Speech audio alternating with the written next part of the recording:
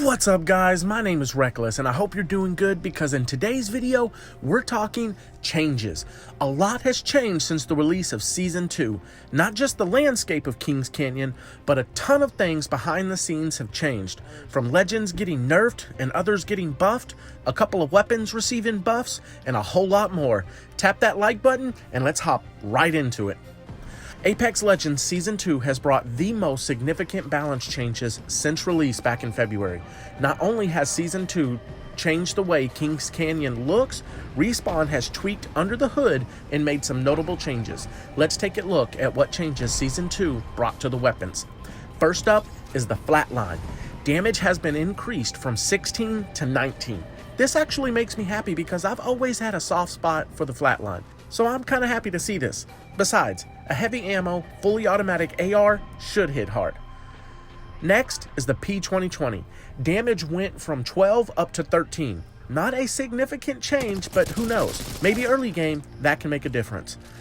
Next, we have the triple take with the precision choke. The choke time has been decreased from 1.5 seconds to 1.1. Basically, the time was reduced by right around 25%. Now we got the alternator. My favorite early game weapon is getting a buff. Damage increased from 13 to 15. And on top of that, the recoil mitigation is being increased for all barrel attachments. This means a little better recoil control in every attachment level. Next on the list is the Kraber. The legendary drop only weapon is getting a pretty big buff. Damage is going from 125 all the way up to 145. Headshot scale is going from 2 all the way up to 2.05. A small increase, but when you combine it with the base damage increase, this adds up. Now the leg damage scale is also getting a buff, going from 0.76 up to a straight 0.8. But with all of these buffs, Respawn is balancing it out with a slight increase in rarity from the drop. Not a bad job, Respawn. Not bad at all. Next, we got ammo stack sizes. Two changes are coming to the ammo stack sizes. First, shotguns are getting a sizable reduction.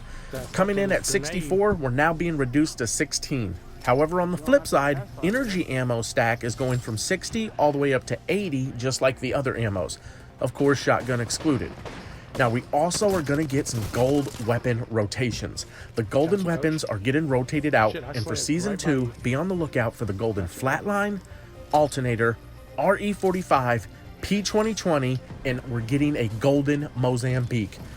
I don't know how I feel about that, but Respawn wasn't kidding when they said they were working to get these lesser chosen weapons more action. Now, Season 2 has brought us a new legend to the fold, Watson, but that's not all the changes Season 2 brought to the legends. Let's take a look at the buffs and these nerfs. First off, the Big Boi fortified perk for Gibby and Caustic. The damage reduction they introduced into Season 1 has been increased another 5%, going up to 15% for Season 2. On top of that, fortified legends are now immune to the slow effects from weapon fire. This means they don't slow down when being shot. This can definitely be a significant change in the right circumstances. Next, the new low profile perk. This is where the nerf comes in. Coming on the opposite end of the fortified perk, we have the low profile perk that increases the damage that the low profile legends take. This means that Wraith, Lifeline, and Pathfinder all have a 5% increase to all incoming damage. I'm not exactly sure how I feel about this one, but I guess it will help balance the advantage the lower profile legends have. But the addition of Pathfinder makes me feel like a band-aid to the bigger issue. Bloodhound's getting a buff.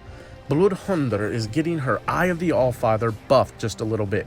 Enemies are now tracked in real time, leaving behind a ghost silhouette that tracks the enemies for 1.5 seconds. On top of that, the angle of the scan is going to be a full 90 degrees instead of the previous 110. The passive tracker ability also gets a buff and a few bug fixes. Clue duration goes from 60 to 90 seconds. An energy weapon bug that was plaguing him is now fixed to where you can see the energy weapon clues. Next is Mirage. Now he can cancel out of his ultimate cloak early, but there's now a small delay when disabling it, so use it at your own risk. There have also been reports that he is now not 100% invisible anymore. I haven't been able to verify this myself as I don't play Mirage too much, but I am looking into it, but there are reports that he is now no longer 100% invisible. Next, we got Caustic. Now, this is going to be more of a team buff, but the intensity of the slowdown is reduced on your teammates by 50%. I am really liking this one because it means we will still have a slowdown, just not as significant because it's our own team smoke, or gas per se. Next, we got Gibraltar. The dome of protection is getting a 3-second increase. I bet this is to make sure that the dome lasts long enough to protect you and the team if you throw down the shield first and then activate your ultimate. Prior to this buff, the dome would run out before the ultimate quit, and obviously this poses a problem. Perhaps the 3-second increase will fix that. Next is Lifeline. Poor Lifeline is getting 2 nerfs.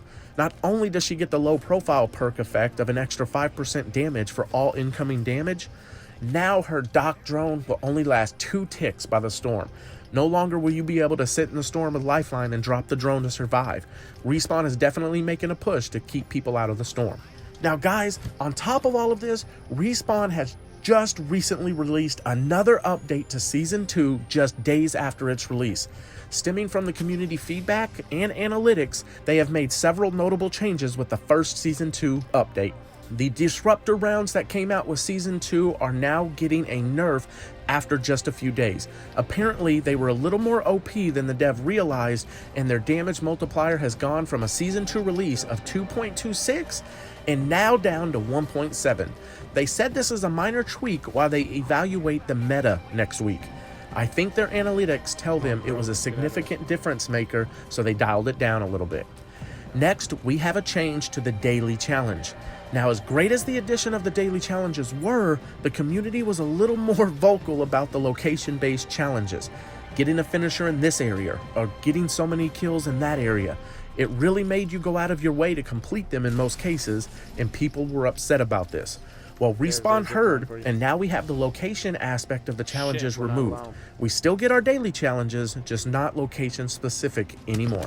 Now, one of the last changes they made was they disabled the leaving rank penalty. They apparently found a bug that still isn't fixed, so they went ahead and disabled it for now. So unfortunately, for the time being, there's no penalty for those that are going to be dropping out early.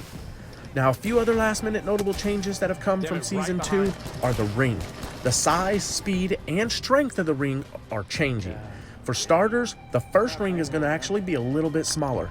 Devs say approximately 9% smaller. It's also going to move just a little bit faster. The first 4 rings will take approximately 2 minutes to close.